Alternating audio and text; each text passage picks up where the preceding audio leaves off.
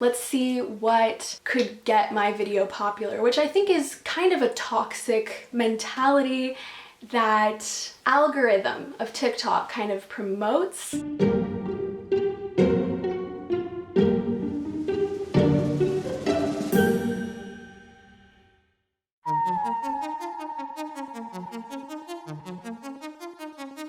So my story starting off on TikTok, it was kind of like how everyone else started. It was like in November 2018 when it first started to kick off. And I just kind of downloaded it out of boredom. I think that things in school were hard for me. I was having some issues with friends and family. So it was just like a little escape. And I spent a lot of time on the app just looking at what trends were going on. And I mostly just made videos that were pretty silly and I would just send to my friends. Nothing serious, nothing that I was like trying to get on the For You page or anything like that. I remember if a video got like 25 likes, I was super excited about it, but I wasn't trying to become popular or anything like that. So I first kind of started to notice that maybe TikTok was something that I wanted to pursue and see like if I could get my videos popular, because I was seeing the videos that were trending on the For You page and I was kind of coming up with ideas in my head of how I could create that myself. So I think the first time my video got popular, I'm gonna be honest, I actually was kind of copying an idea from someone else. It was kind of like a comedy video, but I did give them credit. But I think that's just a lot of what TikTok is copying. And I remember it got like 10,000 likes and I was like, this is it, I'm TikTok famous. I just remember being really proud about that. And from there I'm like, this is something that maybe I could try again. Like, let's see what could get my video popular, which I think is kind of a toxic mentality that algorithm of TikTok kind of promotes in a sense, because it's so easy to get so popular so fast. It wasn't something I was taking too seriously at first, but I thought it was kind of fun.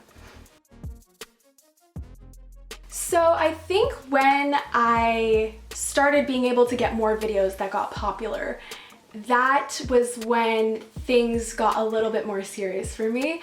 And as much as I wanted to make sure that it was still a fun experience for me, and my main, drive was just to have fun and, make videos that made me happy and kind of took my mind off of things for a little bit, there was still a sense of what's the next video I can make that's going to be popular.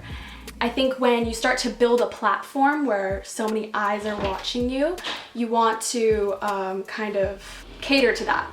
So I did notice that after a few videos that got popular. So I definitely think that a formula of what makes a video popular, what makes a video something that people laugh at and want to share with their friends, that kind of was building up in my mind, but I still wanted to make sure that it was fun. I wanted to keep the authenticity, because I feel like if someone's only goal is to become popular on something or to gain fame or popularity of any kind, people will be able to sense that through the content. So that is something that's always been very, very important to me, is to keep that sense of I'm here to have fun, but this is a place where I can be creative and learn what does well. I think there have been some videos that I'm a little less proud of. They're just not my best work necessarily. And maybe I didn't have as much fun making them. And I've noticed that those are the videos that don't do as well for me. So I think that there's kind of an association between having fun making videos and being proud of them and them doing well. I think people can sense authenticity from the content you make, whether it's really clear to them or not. I did notice that my videos kept growing in popularity, and I remember, I think my most popular video, it's at like 1.7 million likes right now, and it was playing on the Visco Girl trend. Pretty early on in the trend, and it was kind of like a little skit, I guess, and I found that that did really well.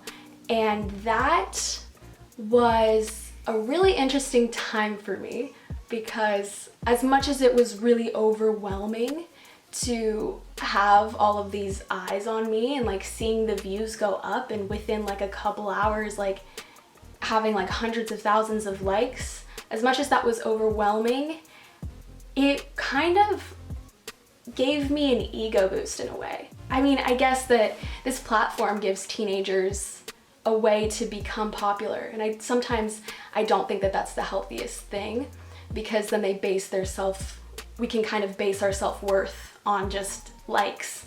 But I definitely think that some healthy confidence came from that. Like, I can be creative, I can be funny, and people do appreciate what I do. So there's kind of some good and some bad mentally that comes from that. And then there's also a sense of, if the video I make after this, people don't like it, then how is that gonna make me feel? Or sometimes I feel like if I post a video and it gets like not the amount of likes I was looking for, like under 1,000 likes or something, I'll delete it. And sometimes afterwards I'm like, why did I do that? Like, that kind of ruins the point, which is to have fun.